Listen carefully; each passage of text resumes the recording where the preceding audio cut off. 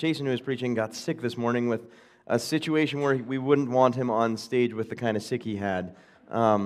So we're changing today up. My name is Phil. I'm the lead pastor at Lakeview Church. Right now, I'm the interim campus pastor over in Grantsville. We're delighted you're here with us today. This is not typically how our order of service goes. It'll be back to normal in second service, but I'm glad you're here. Unfortunately, if you were wanting to connect with me after service, I'll be in Grantsville. But you can come back next week. We can hang out next week. Anyway, we're in a series called Church on Mission. I'm going to get right into this. It's a series we've done before. In fact, before we launched Lakeview, we started with this series, and when we launched Grantsville 2 years ago, we did this series again. And that's because I believe, as Christians, sometimes we get this interesting perspective of what we think the church is. Often it's around programs, it's around kind of like this experience that we have. And I think the church is a little bit different than that. It's a little more organic, and it's something that God has called us to. So as we get into this for the next 4 weeks, hopefully we'll have a better understanding of what the church is and the church on mission. And if you're new to church, hopefully this is exciting for you. So first off, I want to start with Lakeview's vision, why we exist. Why does Lakeview exist? We exist to help people experience joy and freedom that comes from a relationship with Jesus Christ. We actually believe that if you have a relationship with Jesus in your life, you will experience joy. Joy being the security of salvation, knowing what your worth and value is, freedom from shame-driven guilt. We believe that is what happens. In fact, as a human being, as somebody born on this planet of the human existence, when you are in connection with your Creator, you have purpose, value, worth, all those things that make you whole, that make you complete. We believe that there's no more fulfillment than that relationship. So how do we do that? How do we be a part of that? Well, we believe, this is our note, our vision can only be accomplished by entering into a life of worship, connectedness, acknowledgement of being in a relationship with our Creator. And the way we see that happening is actually the 4 words that we have on our wall. They're 4 words that we share regularly. It's connect, grow, invest, invite. And I want to quickly define those for you. When it comes to connect, we are not in a church. We are the church. Church is people. So this building that we're in is not the church. This video screen that I'm on right now, this is not the church. It's part of the church. It's an aspect of church, right? This meeting time on Sunday morning is not the church. The people are the church. In fact, where 2 or 3 are gathered together, 2 or 3 Christians following Jesus, that is where the church is. It's people. And it's kind of funny because church can happen 7 days a week. So we have to understand what that looks like. Church is a place where believers are connected in community. The second thing we say is you need to be growing in your Christ-like character. That basically means, in the Bible terms that we call this discipleship, but essentially your reactions begin to mirror Christ's reactions. When you're growing in your faith, you're developing into a person that starts to see the world the way He does. You start owning what matters to Him. You stop living in a place where when somebody says something you disagree with, you don't react with hate anymore. You react with understanding and care. And that's the way Jesus was. There were lots of stuff that was said against Him, and yet He still died for those people that said those things. So that growing into that. Investing, this is where I personally get to own being the church. We said the church is a people. This is where you get to own it. You invest in it with your time, your talent, and resources. You make sacrifices to be a part of it. And that can be challenging for some of us. And the last one is invite. That means we are a church that invites people to come and meet Jesus. Now, in a lot of cases, let me throw this out to you. I think there are churches out there where it feels like they're trying to build their church empire. The pastor's trying to build his business, his organization. He wants it to grow. At the end of the day, that's not what we're talking about. It's not about what matters in 1 year or 2 years or 3 years because we want the church to be a certain amount of size within our lifetime. It's what matters in 1,000 years. What matters in 10,000 years. What matters in the grand scheme of eternity. That's what we're talking about. When we look at inviting, it's about inviting people to an eternal relationship with their Creator. That's more important than whether Lakeview Church is a prosperous church over the next 20 or 30 years. That's what that's about. So we're going to look at these key pieces over the next 4 weeks, but we get them actually specifically from 2 specific scriptures. The first one is called the Greatest Commandment. And this is one of my favorite pieces of the Bible because you're like, okay, what is the message of the Bible? Well, Jesus sums it up for us. This is called the greatest commandment because of that. He had some religious leaders trying to challenge him and question him, and this is that interaction, Matthew 22, 36 through 40. They said, "Teacher, which is the most important commandment in the law of Moses?" They were trying to trap him. What do you say is the best? And then Jesus replied, "You must love the Lord your God with all your heart, all your soul, and all your mind. This is the first and greatest commandment. A second is equally important. Love your neighbor as yourself." Now this is key, friends. The entire law and all the demands of the prophets are based on these two commandments. So love God and love people. Like that is the message God gave to us. If you're like, I'm a rule follower, what do I need to do? Love God and love people. Like what do I wear to church on Sunday? What about that? Love God and love people. What about the kind of music we should be singing? Love God and love people. See where this is going? It's about loving God and loving people. So then we go, okay, Jesus, well, how do you want us to do that? Well, the cool thing that we ask is he has an answer for us. Before he left, before he ascended into heaven, he gave this kind of direction to all of humanity. It's called the Great Commission. And you'll see our words in here. It says, "Therefore go," which means go out and invite people, "and make disciples of all nations, baptizing them," which is to connect them into the name of the Father, of the Son, and the Holy Spirit. "Teach," this is investing, "these new disciples to obey," which is where we grow, "all the commands I have given you. And be sure of this, I am with you always to the very end of the age." These two scriptures, one is Jesus summing up all the teachings of the Bible into 2 points, love God and love others. And the second is, here's your marching orders. This is how you go do this. It was the last thing he said before he left. And as I recall, when my parents were leaving the house, the last thing they said is the thing they wanted me to remember the most. Most days I hoped it was, "I love you." Most days it ended up being, "Don't beat up your sister." Right? Like the thing they want you to remember. So with that in mind, this is why we have to understand why it's important to be a church on mission. So today we're talking about the connecting piece, which is, if you're using old Christianese language, it's a fellowship, right? When we use the word connect, like I would say, if I called you, "Hey, I'd love to connect," like that's how we speak, right? I wouldn't say, "Hey, would you like to fellowship with me?" Like it's just, so, but they mean the same thing. Fellowship means a friendly association, especially with people who have a similar interest or share an interest. That's what fellowship means. So we're connecting. So connecting in this biblical term is usually with other people of like-minded views in regards to one thing, and that's Jesus. We don't have to agree on everything, but Jesus being the center, that's kind of the main point. So how we're going to dig into this today is we're going to look at the early church, which is one of my favorite scriptures because there's a lot of what I would call Christians out there that believe church is kind of like a club and they pay their membership dues. It's like a cruise ship.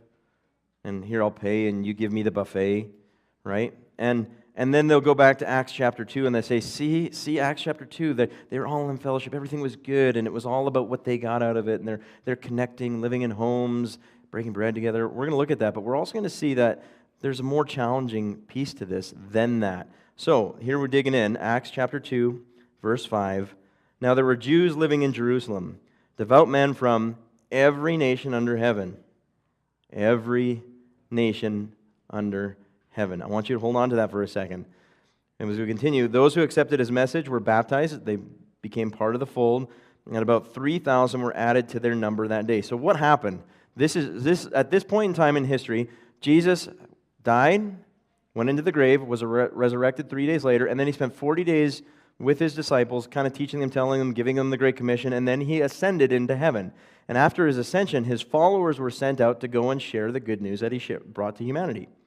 And in that, this thing happened. This moment happened where people from all over the world were in Jerusalem for like a special event, right? It was something significant that brought them together, and they learned about Jesus, and they found joy and freedom in that moment, and they were baptized. And we could say happily ever after at that point. 3,000 people, yay, this is awesome. The interesting thing about this is that we skip over the part of every nation, right? Every nation was present, and they all became believers. So there's a couple things that are really important for us to note. One, if I was to set this up as a joke, it would look like this. A Jew, an Arab, a Palestinian, a Frenchman, a German, a Republican, a Democrat, all walk into a bar. How's that conversation going to go? But they all became believers at this time. They found Jesus. But guess what? They have a life of history and world experiences and worldviews attached to that. So did they get together on everything? We'll dig into that a little bit. The context is worth pointing out that in this moment, they didn't necessarily have everything dialed in together. They wouldn't have necessarily been relationally on the same page right away. They would have had Jesus, yes, but everything else, there's going to be a little bit of a mess here. And it's also safe to say that these people coming from all different backgrounds didn't all agree on what we call theology, the study of God. They wouldn't have understood that all the same way. They would have come at it from different places. Their understanding, well, here's one point. The New Testament hadn't been written yet, so it's not like they could have read that and been in agreement on that. But in Romans it says this, and in the book of Corinthians it says this. They didn't have that. So this kind of newness here. As we continue, let's keep digging. They devoted themselves to the apostles' teachings. The apostles were the ones who were following Jesus, who had been with Jesus, and the people are now learning from them, and to fellowship. Now that here they're connecting, and to breaking bread and to prayer. So they're starting this relationship by hanging out, by being together, united around Jesus. Again, worldviews are a little bit different. Everyone was filled with awe and at the many wonders and signs performed by the apostles, and all the believers were together and had everything in common. I don't think this is possible. They had everything in common? No, we already said they have these different cultural experiences. How on earth would they have gotten along? Simple, they put that stuff aside for the sake of Jesus. That's not something we're good at in this country. Like, you watch the news, like, for a second, and you'll find something that makes you angry. And you'll be like, oh, those people. I don't care what side of the aisle you're on, you'll do that. I do that. And then some of you will be like, well, I don't even watch the news. Oh, so you're one of those, right? We just aren't able to put ourselves aside to be united around the gospel, but that's what they did here. You know, most of us aren't even willing to give up a parking spot, let alone a trivial worldview, right? Like, it's hard for us, but this is what they did. Now, the next verse I'm going to read is for anybody that says that we should be like the early church. I'm going to say, really, you want to do that? Because it says this, they sold property and possessions to give to anyone who had need. So you know how many Christians I talk about, well, the early church did this. I'm like, so what have you sold? I'm like, I won't judge your lack of being like the early church if you don't judge mine. Right? The fact is, they were like so understanding of eternity that they were willing to give up everything. Now, this is not a dig on us. It just means that there's a lot of things that the early church did different than we will because of the cultural time and place that they were in. But that is, if you ever talk to me about the early church, the first question I'll ask is, hey, are you ready to sell everything and give it to the church? Right? Most will be like, I'm okay with modern church right at the moment, right? Okay, every day they continued to meet together in the temple courts.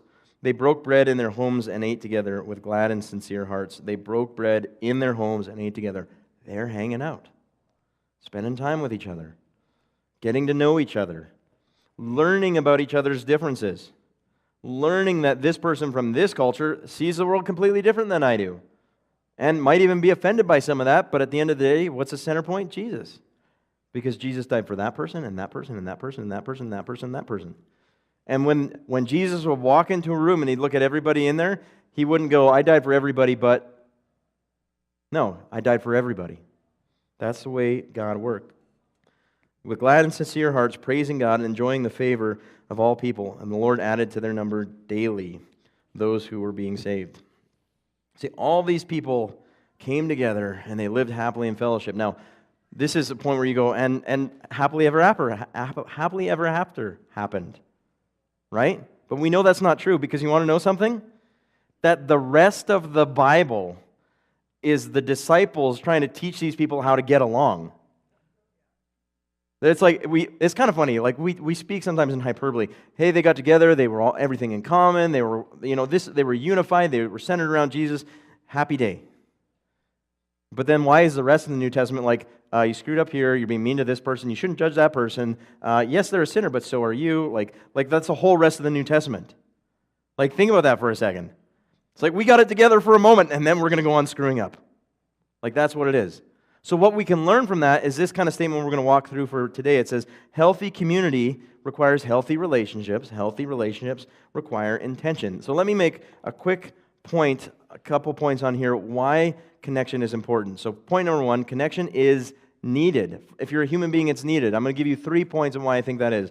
First one is for health. There's a study by the American Psychological Association. It was actually done by a professor out of Brigham Young University named Julianne Holt-Lunstead, where she did a meta-analysis, which is a study on the connection of health and connection of people. She analyzed 148 studies involving 300,000 people, and what she found is that those who were connected in community were 50% lower risk of dying early. 50%. Then she did another study that also realized that she did 70 other studies that were connected to loneliness and isolation, and living alone had the same significant risk as obesity on your health, physical health. So the interesting thing is, from a biblical perspective, Jesus says in John 15:5, I am the vine and you are the branches. We need to be connected to Him and connected to each other, because a branch that's disconnected from the vine dies. So if we're the branches, we're part of a larger tree. We need to be connected to the vine. We need to be connected to each other. And if we're not, we die. So connection is needed for health.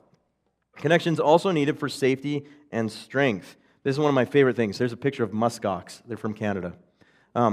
By themselves, this cow, funny-looking northern cow, is easy to pick off by a wolf. Easy, super easy. They have horns on the front, and they're kind of dumb in the back. They just don't know what they're doing half the time. But as a family, when a wolf pack shows up, they make a circle and put their heads out and their children in the middle of the circle. This is what they do. And when the wolves get there, they just slam them with their horns. Wolves can't get in. They're shoulder to shoulder. They're protected because there's a community of them standing shoulder to shoulder, circling around the young ones, and the wolves just go, this is too hard, they walk away. But when they're alone, they're easy to pick off. For safety and strength, connection is needed. Interestingly enough, in the Bible, there's this verse that Paul writes to the church in Ephesus, one of his early church plants, Paul being one of the early apostles, where he's talking about we need to put on armor to protect ourselves. It's called the armor of God. It's in Ephesians chapter 6 if you want to look it up. But when he describes it, it's a picture of a Roman soldier, right? Roman soldier's armor. He describes a Roman soldier's armor. And this is like, hey, if you are going to war spiritually, this is the kind of armor you put on. You know what the problem with this armor is? There's nothing on the back. Just a little thing of leather. It's sort of protecting. Like if somebody slices you this way, it might protect, but if they stab, you're done. So how did Roman soldiers go to war? Shoulder to shoulder, marching side by side. Safety and strength is needed, or it comes from being connected. This is super significant for us to understand. When we are alone, we're easy to pick off. When we are alone, there's nobody watching our back. You think you're Mr. Tough Guy, Mr. Tough Gal, whoever you are? You know that moment that you're facing the war by yourself, you're going to fall. Or you stand for a minute, but you'll eventually run out of energy. You need somebody to come alongside you and pick you up. Connection is needed. Okay? And Ecclesiastes 4:12 says, though one may be overpowered, two can defend themselves. A cord of 3 strands is not quickly broken. That's a rope that is stronger together. Now, connection is also needed for meaning. You know, this is simple. Today, across our country and across the world, people are trying to associate themselves with a group, with a meaning, with a movement, because they're looking for value and worth. They're looking for purpose. When we're in a community, we identify with our tribe. Like, that's a reality. There's comfort and peace in knowing that. You will walk through life going, who are my people? You will do this. And you'll find a group of people to connect with. So we are looking for meaning, but the truest meaning is being related to the family of God, where our purpose and value comes from, first and foremost. Because everything else we can look past at that point. 1 John 3:1 says, see how very much our Heavenly Father loves us, for He allows us to be called His children, and we really are. You know that you find meaning from family? For those of you who come from a broken home, a bad dad or a bad mom, or adoption, or any sort of situation, or foster care, any situation like that, you might have a negative view on family, and now your meaning is derived from the opposite of that, where you try to define your own family, but you're still looking for family, looking for meaning in a group, in a social setting, in some sort of aspect. We look for meaning. The truest meaning comes from being part of the family of God. Ephesians 2:19 says, you are members of God's very own family, citizens of God's country, and you belong in God's household with every other Christian. There is meaning. Let me say this line again. I said it earlier. Healthy community requires healthy relationships. Healthy relationships require intention. So point number 2, connection requires intention. Right? We looked at Acts chapter 2, where we have all these people from every nation coming together. Now, think about this. Just walk with me for a second. Dave the Israelite meets Steve the Egyptian. Hey, we just found Jesus. Hey, we're hanging out together. Oh man, Steve the Egyptian says, have you ever been to Egypt? This is my country. There's these pyramids. They're really amazing. They're beautiful. You should come see that. And then Dave the Israelite's like, weren't those built by slaves? Wait, didn't your people enslave my people? Suddenly they've got a bit of an issue. Like we were enemies. In fact, if we look at our history, don't even have to go back to the pyramids, Israel and Egypt fought all the time. And now all of a sudden they believe in Jesus and they're supposed to get along? Not without intention. Not without coming together and saying there's got to be more here. You know, the interesting thing is Jesus doesn't say, hey, this part of your life that has shaped you and guided you is not, he doesn't say that's not worth anything, but he says, I'd like to make you to understand that I'm the center, I'm the purpose, I am this point where you can come together and learn about people's differences with understanding, but you don't have to be on the same page on everything, because Jesus is about restoring relationships. So even though our past has these negative issues, Jesus is saying, I died for those issues. I died for those to bring us together. Right? Even that person's worldview, I died for that if it offends you. It's a silly thing for me to say, but I grew up in Canada, and more than anything, I would like the United States as a nation to conquer Canada, so it also became the United States, so that we could have a gold medal men's hockey team. That viewpoint is extremely offensive to Canadian friends. They don't like that. They don't like it when I say that. I'm like, no, I want the USA to have a gold medal. I don't care about Canada anymore. And they're offended by that. But you know what? Jesus died for that, as silly as that is. Now take that and put it on an extreme level. Think of your social justice views. Think of your political views. Think of your worldviews. Jesus died for those things. So you meet somebody who they don't agree with you about Donald Trump or Joe Biden, you might be offended by them, but Jesus is like, no, I died for them to have that view, whether it is ridiculous or not. And I will shape them to me, where I am their king and they're less concerned about their president.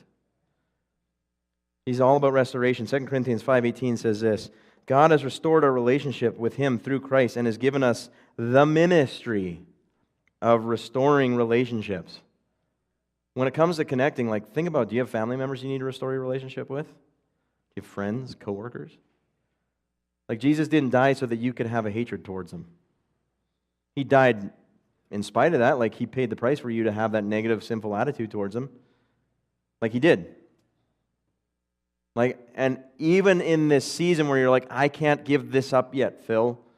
I am holding on to this. I cannot let go of this yet. This hurts too much. Jesus goes, I still love you, and I still pay the price for you, and I will walk with you. And I will help you restore that relationship. That's what Jesus says.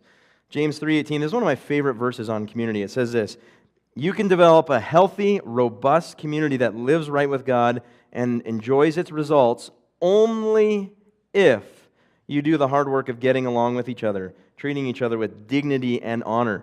That, friends, is not natural for us. Why? I gravitate to people that are easier to get along with than people that are hard to get along with.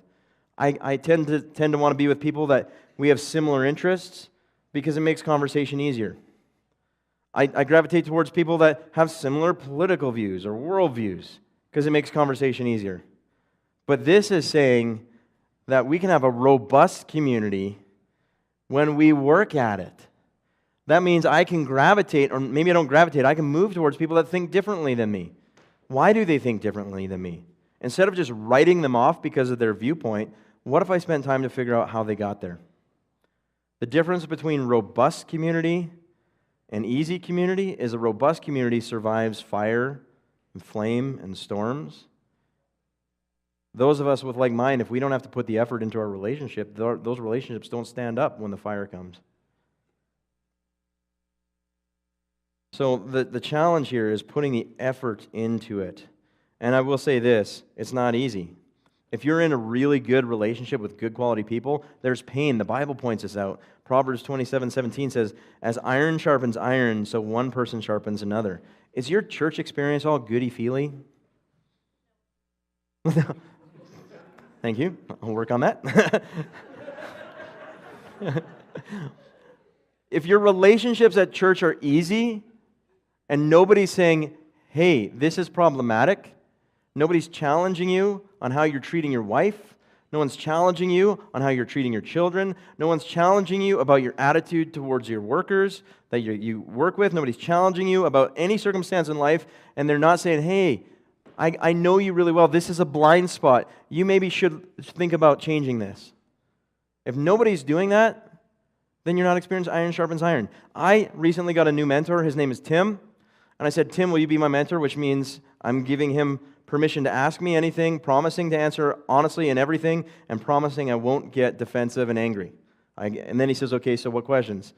Ask me about my relationship with God. Ask me about my relationship with my wife. Ask me about my relationship with my kids and my relationship with my job. And the personal stuff, if that comes up, that's great. The first question out of his mouth is, how's your devotional time with Melissa? That's my wife. I'm like, pass, next question, please. Iron sharpens iron. He asked me a question that I didn't want to answer because I knew my answer was not the right answer. But he didn't judge me. He just said, okay, how can I help you get better at that? Iron sharpens iron. Community requires intention. Point number 3, to connect is to create acceptance. Romans 5:8, I'm just going to read this straight out. But God demonstrates His own love for us in this: while we were still sinners, Christ died for us. While you were His enemy, He died for you.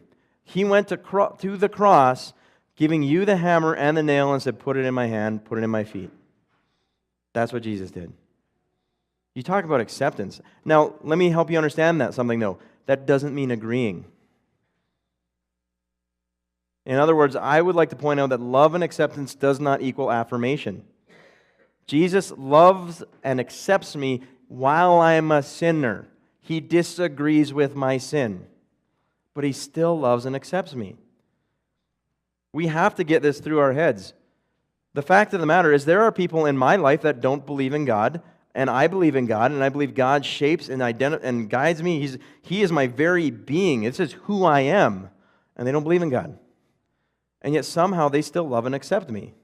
We disagree. I believe God is real. They believe God is not real. And I can also love and accept them. Love and acceptance does not equal affirmation. Jesus did not affirm our sin when He died on the cross, but He still loved and accepted me. So for us, that means you can love and accept someone and disagree with them.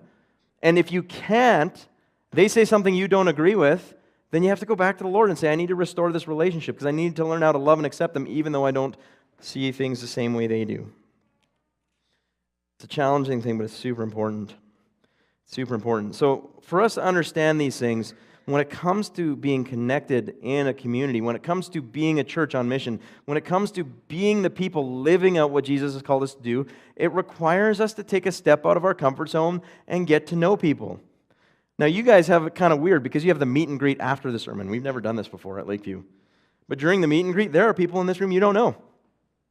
And there are people in this room that I guarantee you politically disagree with. But I'm asking, is there something that biblically you can agree on? Jesus loves you. He died for you. He paid the price for you. He loves and accepts you, though He doesn't affirm your sinful behavior. He still paid the price for them. And I say your sinful behavior because 100% of us in this room are sinners today. And I'm going to probably go sin this afternoon. Not on purpose necessarily, but it might happen. It depends on which one of my kids decides to get under my skin today, right? Like, that's how that goes. And I'm going to fail. And Jesus, I died for that too. But if we're going to have a healthy community, if we are going to connect in order to be part of this joy and freedom experience, it is going to take us walking across the room and getting to know people that are different than us. We have to work at having a robust community. Because that person that thinks differently than you gives you a different perspective of the world, which makes you a more rounded person, well-rounded person. So my question for you guys is this, and then I'm going to invite Missy up here for the announcements and meet and greet, and then you guys can finish with the music. It's weird to do this today, but we're making it work. Let me ask you this. When you walk across the room, ask 3 questions. We're putting them up on the screen. I want you to actually own these in your life and every single relationship you have. Turn the person into more than just a name, more than just an acquaintance, but a real human being. In fact, I would make the argument that most of us left our social acumen, our social skills, we left them in high school, and we have never again built those kind of friendships that we had there because nobody's forcing us to be in a classroom with them 24/7. And most of us as adults, we're like, I have friends. I haven't seen them in 30 years, but I have friends. It takes work to do this. What do I actually know about these people? Most of the time, it's like their name, if that. Depends on who you are and your name skills. Like that part's gotten harder for me over the years, but you have to work at it. What do they actually know about me? You know what drives me nuts? Is the people they'll ask you all kinds of questions and they want to get to know you, and the minute you ask a question back, it's just like, burp. Right? This is my failure as a human being. I'm very open. Very open. I'm like, my life is a library. You can walk through, look at all of it, but I've got a tiny little safe underneath the counter, and I don't like letting anybody into that. And I'm scared to. I'm afraid they'll judge me. Some of you guys have a bigger safe, right? But if I'm going to work at it, I have to build that trust relationship to help somebody come in and see what's in there and I'll unlock it for them. But that takes work. What do they actually know about me? And the third question, what am I going to do about it? Don't be the person who just goes, I'm not going to do nothing. And that's a churchy thing. I just do church on Sunday. You know what you could do? Meet somebody today and go out for coffee with them. We put this isn't our coffee shop. They rent from us. Dita Cafe. We put it there because a lot of stuff happens around a coffee table. Sitting down, whether you drink coffee or not, you can have a smoothie, but hey, you know what? Let's sit down, and I don't really know you. Let me get to know you. What do I actually know about you? What do you actually know about me? What are we going to do about it? Bottom line is this. Healthy community requires healthy relationships. Healthy relationships require intention. Until you are intentional about connecting, it will not happen on its own. So with that said, Missy, why don't you come on up here? I'm going to encourage you guys to plug in today on your own, or if you're not strong enough to do it on your own, after second service at the Mill Pond Spa, we have our Mentor Connect. If you've not been to one of those, that's a great place to come and meet people. We're not going to force you into relationships, but it's a great starting place. I'm going to pray and then turn it over to you. Jesus, thank you so much for this opportunity to be a part of your church, your body today, God. Please challenge us in this area. Thank you for giving us a way to experience you just by being friends with each other. Amen. God bless everybody. Phil said, my name is Missy, and he just gave us some really great reasons why connection is so important. So we have a couple different ways that you guys can get connected here at Lakeview Church, and one of them is that there is a Connect card in the seat back in front of you in that pocket. So if you're new or if you're newer, you can fill that out and take it to the Info Connect booth in the lobby, and they have a free gift, just thanking you for being here today. And then he also mentioned the Mentor Connect. So today